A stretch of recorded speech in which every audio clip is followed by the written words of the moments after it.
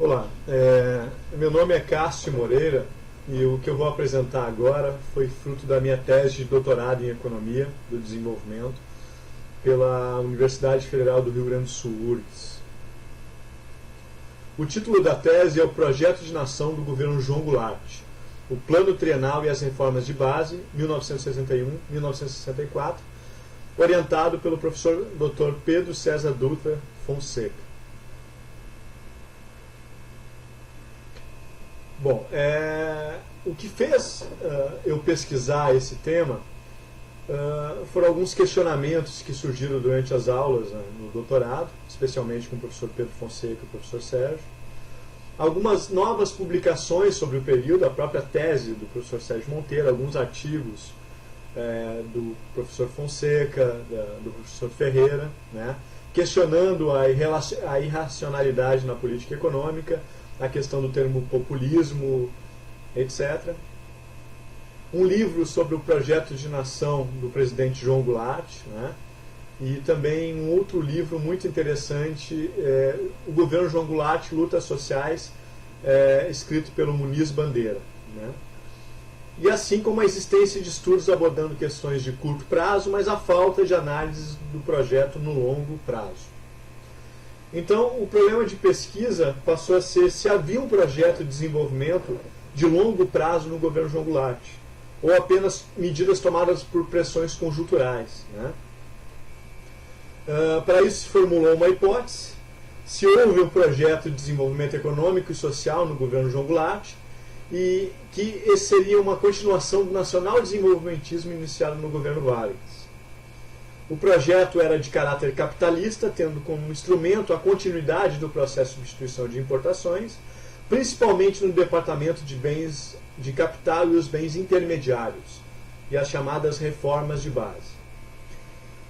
A justificativa para isso é que no ano de 64 é um marco histórico na economia do país, porque por meio de um golpe civil-militar houve a interrupção do governo democrático eleito, porque na época se votava para presidente e para vice-presidente, né?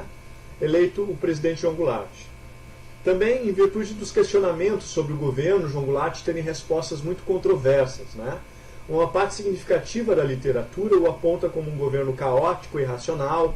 Alguns adjetivos são mencionados em relação ao Goulart: fraco, sem projeto. E também procurou-se contemplar trabalhos existentes, entretanto, com um foco no longo prazo, ou seja, a existência de um projeto. Para isso, se traçou como objetivo geral investigar a existência de um projeto econômico e social para o Brasil durante o governo Goulart. Em caso afirmativo, qual seria e o que pretendia. Tendo como objetivos específicos, apontou-se investigar a intenção do governo Goulart em continuar o projeto do Getúlio Vargas, identificar se havia uma coerência no pensamento político de João Goulart durante sua trajetória, caracterizar o contexto político-econômico do período, 61 a 64, demonstrar intencionalidade do governo em continuar o processo de substituição de importações focado em bens de capital, verificar as realizações do governo Goulart no período curto de espaço de tempo, né?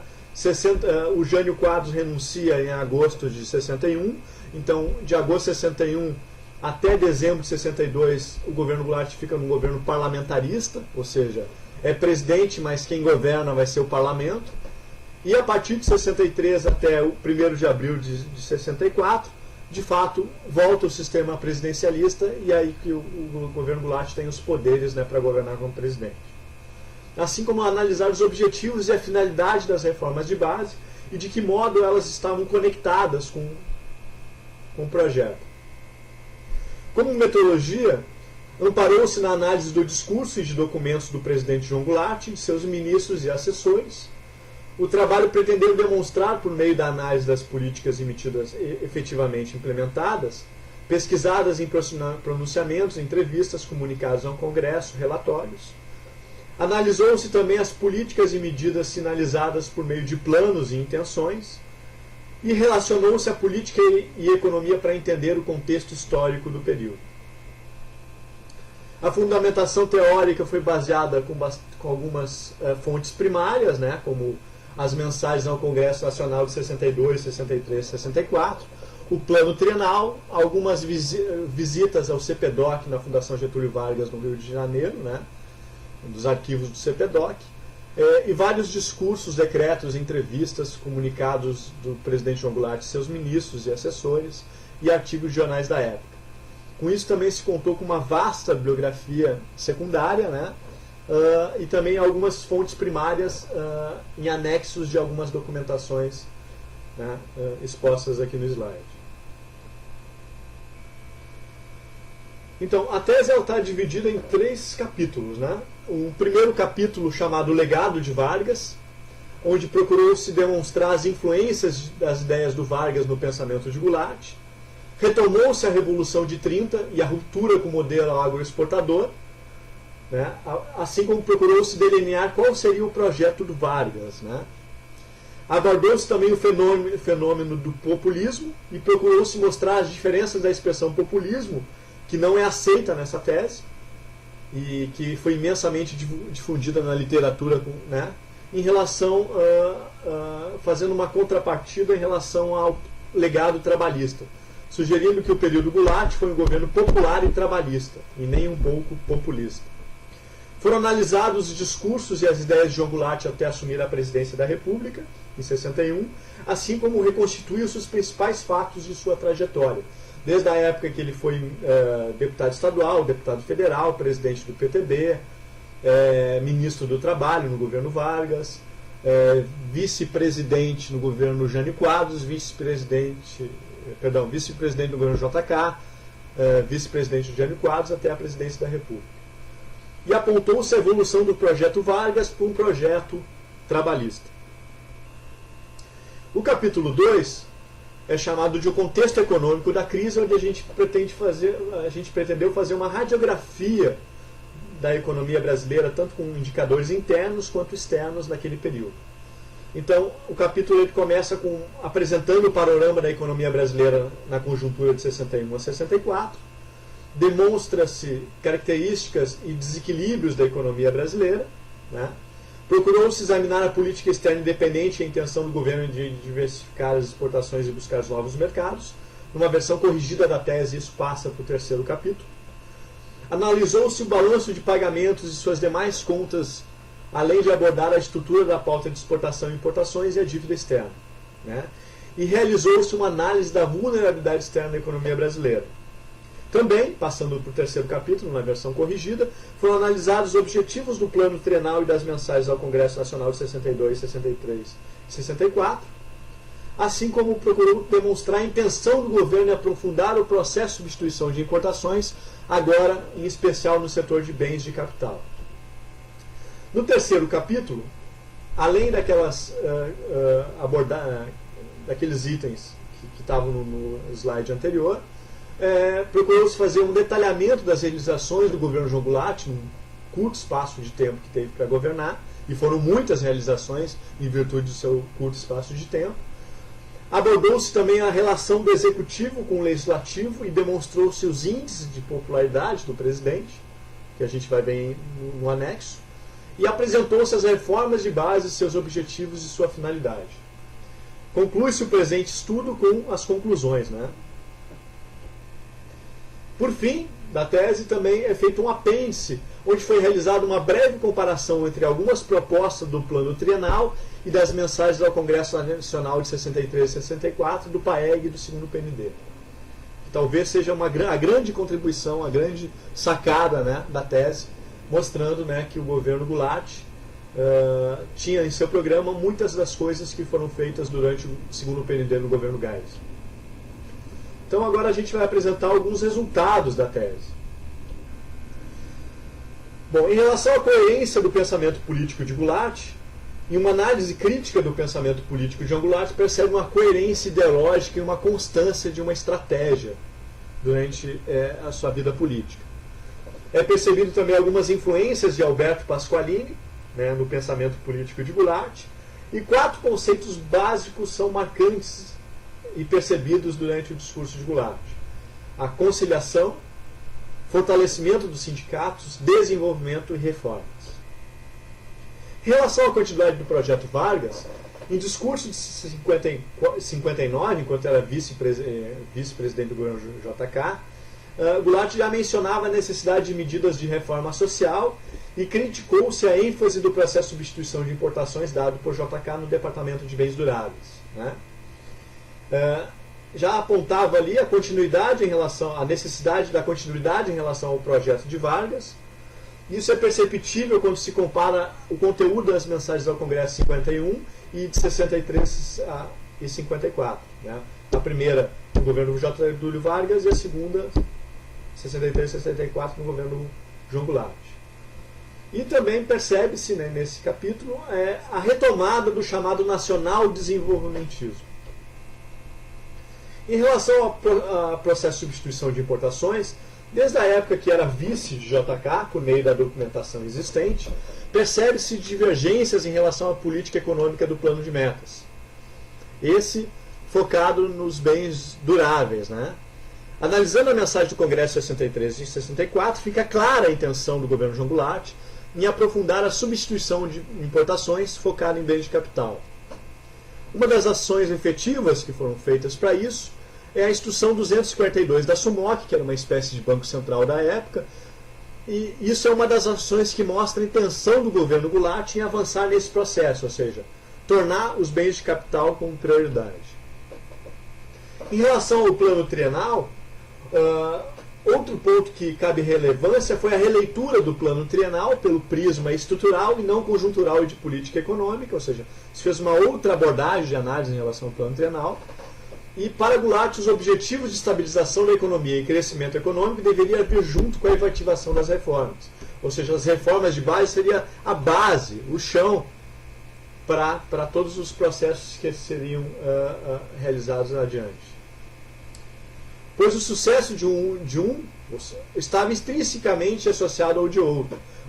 Ou seja, a estabilização econômica e crescimento econômico estava estreitamente ligado com a questão da efetivação das reformas. Outra coisa feita foi o detalhamento dessas medidas e de outras ações por intermédio da análise do Congresso Nacional 62 e 64, especialmente essa de 64, né, que foi o principal documento, a principal fonte primária da tese. Em relação às reformas de base, as ideias das reformas ganharam forma durante sua atuação como presidente de JK. Em uma carta ao senador Benedito Valadares, enquanto vice de JK, Jango já expunha, né, já tinha exposto o que seria o embrião das reformas de base. Né, o que, de certa forma, isso refuta a tese que ele se aproveitou no período e abraçou a bandeira das reformas, né? Isso já está marcado no discurso dele desde muito antes. E as reformas de base tinham uma sequência lógica e estavam intimamente interligadas. Isso a gente vai ver no anexo. Então, as principais conclusões, né, é que evidências apontam que suas propostas e seu governo, ao contrário do que salienta parte da literatura, não era errático, irracional ou sem rumo. Tinha um projeto que era uma continuação do projeto, que iniciou-se com Getúlio Vargas e foi evoluindo para o que chamamos de projeto trabalhista brasileiro. Né? Houve um aprofundamento do processo de substituição de importações, pelo menos na intencionalidade em relação aos bens intermediários de capital, e havia uma obsessão em relação a realizar as reformas de base. Isso fica perceptível, né? Essa obsessão do Jango em realizar as reformas de base. Elas possuem a finalidade de refundar o país em moldes mais igualitários, né? Assim como a independência, a proclamação da República, a libertação dos escravos e a própria legislação trabalhista, as reformas de base tinham essa intenção de ser um marco de refundar os países em moldes mais igualitários. Nas palavras de João Goulart, abre aspas, o estímulo à substituição de importações e à diversificação de exportações e decisões conducentes à abertura de novos mercados, tais precisamente são as diretrizes que têm orientado e continuarão a orientar a ação do meu governo. Isso está na mensagem ao Congresso Nacional de 64, página 216. Em relação às sugestões de estudos futuros, né, como o apêndice da tese mostra, havia várias semelhanças entre o projeto de desenvolvimento do governo João Goulart e o Plano Nacional de Desenvolvimento, segundo o PND do governo Geisel, né? E em uma medida menor, até algumas semelhanças em relação ao PAEG no governo Castelo Branco, as reformas feitas do PAEG. Ademais, sugerimos que o regime militar foi instaurado não para combater o perigo comunista, ou a situação caótica de governo ao qual restava apenas mais 1 ano e 9 meses de mandato, e sim para erradicar a volta de um projeto nos marcos do nacional-desenvolvimentismo com caráter reformista e com viés distributivo, ou seja, o projeto trabalhista.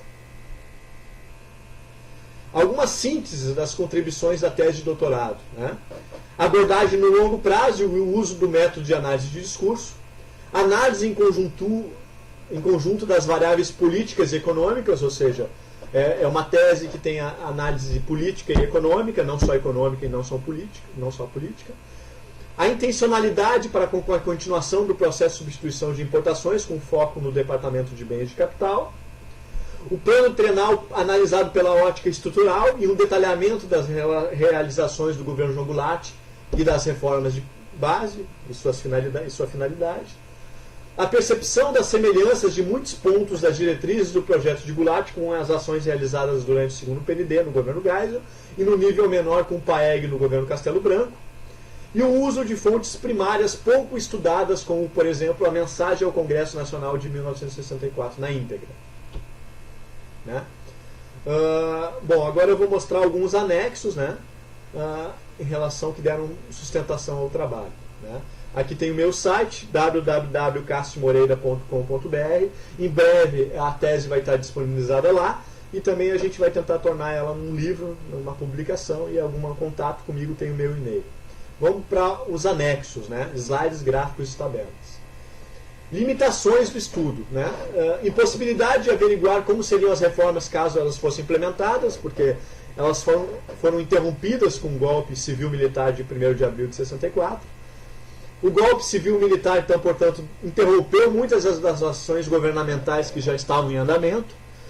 Grande parte da literatura sobre o tema foi produzida durante um regime ditatorial que restringia fortemente a liberdade de pensamento e uma escassez de fontes primárias, ou seja, muita documentação e muitos livros foram queimados durante o regime militar e também alguns livros publicados. A gente percebe algum grau de influência ideológica, né, até porque a liberdade de pensamento foi restrita nesse período de ditadura militar. Alguns elementos constantes no projeto trabalhista, né? A gente tem algumas coisas do trabalhismo, do nacionalismo, do desenvolvimentismo e do estatismo, ou seja, a intersecção desses 4 elementos forma o núcleo, né, base do projeto trabalhista brasileiro, né? Que, na minha opinião, hoje o PT é o maior partido trabalhista do Brasil, pelo menos em suas ações, né? O governo Lula e agora o governo Dilma, de certa forma, tenta resgatar algumas coisas que ficaram interrompidas no governo 64. Né? A gente até menciona a questão da volta do foco no ensino profissionalizante, as escolas técnicas, né? Que isso foi iniciado no governo Vargas, havia intenção no governo Goulart de continuar isso, e agora o governo Lula retoma a rede federal de ensino técnico e profissionalizante.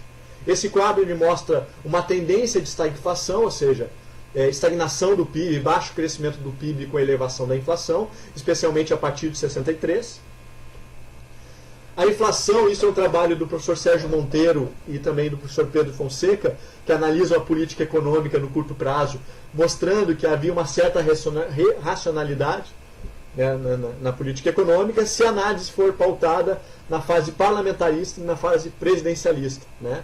E dentro da fase parlamentarista tem uma fase de estabilidade, uma randômica e a outra de crescimento, e assim também na fase presidencialista. Em relação ao índice de popularidade, embora houve muitas marchas né, por Deus, pela liberdade, etc., comportando uma parte da elite, né, e da classe média brasileira, se a gente fosse pegar pesquisas da época, e eu trago essa pesquisa do IBOP, né, mostram que o índice de popularidade do governo João Goulart crescia Ao contrário do que uma grande parte da mídia, que era completamente contra o governo, com exceção do jornal Última Hora, grande parte da população, né, pelo menos a sua maioria, estava cada vez mais em apoio ao governo João Goulart. Mostra que em julho de 63, 37% da população votaria no Jango caso ele pudesse se candidatar, e esse índice passou de 37% para 47%. Né? Esse é um indicativo muito importante. Outra coisa é o crescimento do PTB da época. Né?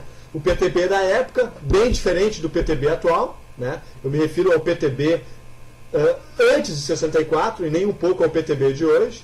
Né? O PTB da época teve um crescimento exponencial e, caso não houvesse o golpe, provavelmente a partir da próxima eleição de 65, o PTB seria o maior partido do Brasil em 65.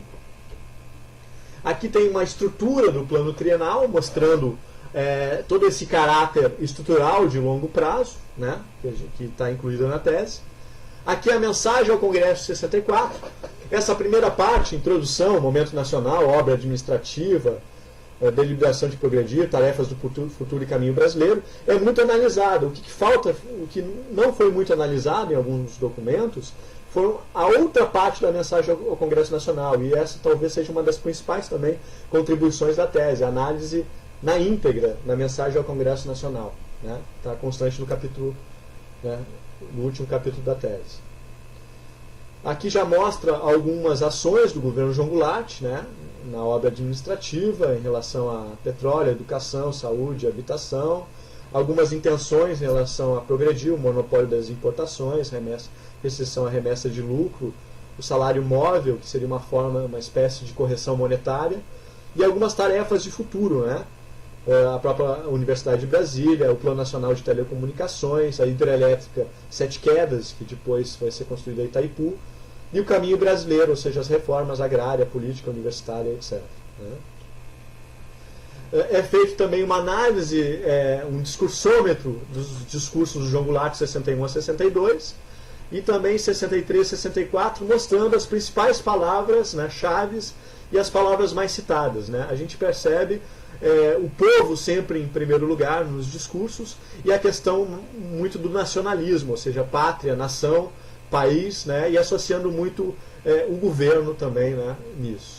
Né? Assim como o crescimento da palavra reforma na aparição nos discursos. Né?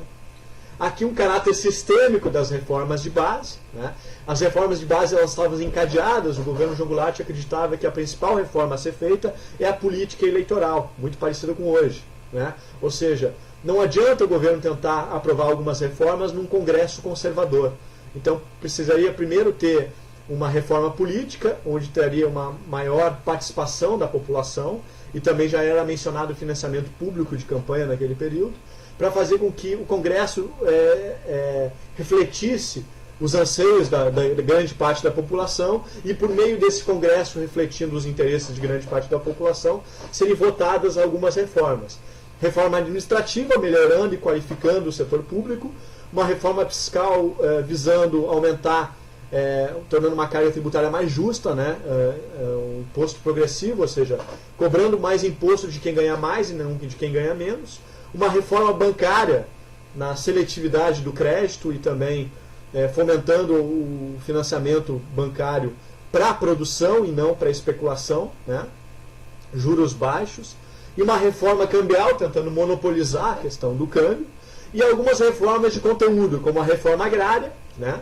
Que até hoje a gente tem imensas propriedades pertencentes a poucas pessoas, uma reforma agrária que traria um aumento considerável da participação das pessoas na produção e na propriedade, uma reforma urbana visando eliminar o déficit habitacional enorme, e uma reforma educacional, já mencionando na questão do ensino técnico profissionalizante e o acesso gratuito, né, no primeiro e segundo grau às pessoas, e também acesso a todos que querem atingir as universidades. Né? Então aqui são algumas reformas de base já comentadas: a administrativa, agrária, bancária, eleitoral, o Estatuto do Capital Estrangeiro, reforma cambial, universitária da educação, urbana, tributária e orçamentária, né? Que eu já comentei anteriormente. né? Vou deixar um tempo para vocês lerem, né? Focando a questão da administrativa, modificar a estrutura do Estado, agrária, redistribuição de terra e assentamento das áreas improdutivas, bancária, um sistema financeiro comprometido com a prioridade nacional, a própria criação do Banco Central, né? A eleitoral, né?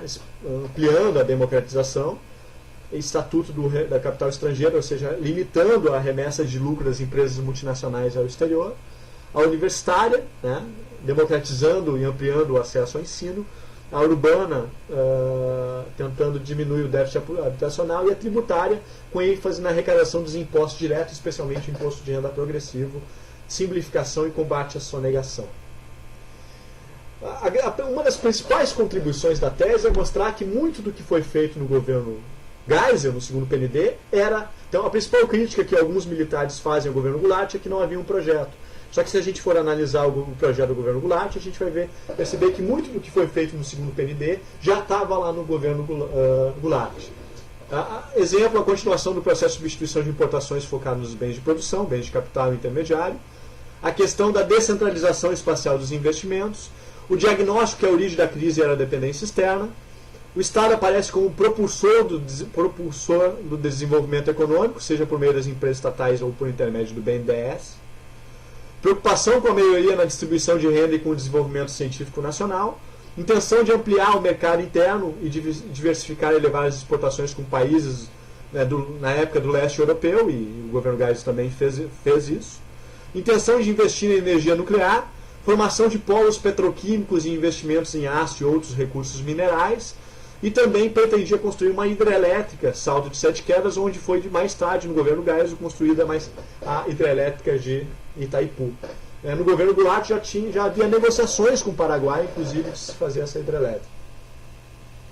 Então, a principal coisa que nós sustentamos na tese é que o golpe civil-militar de 31, de 64, de 1º de abril de 64, ele não foi por causa da crise do chamado populismo, que a gente refuta nessa tese, ou a questão da estagnação no processo de substituição de importações, ou instabilidade política, ou, né, claro que todos esses fatores, ou a política econômica recessiva de baixa inflação. Claro que todos esses fatores contribuem para o golpe.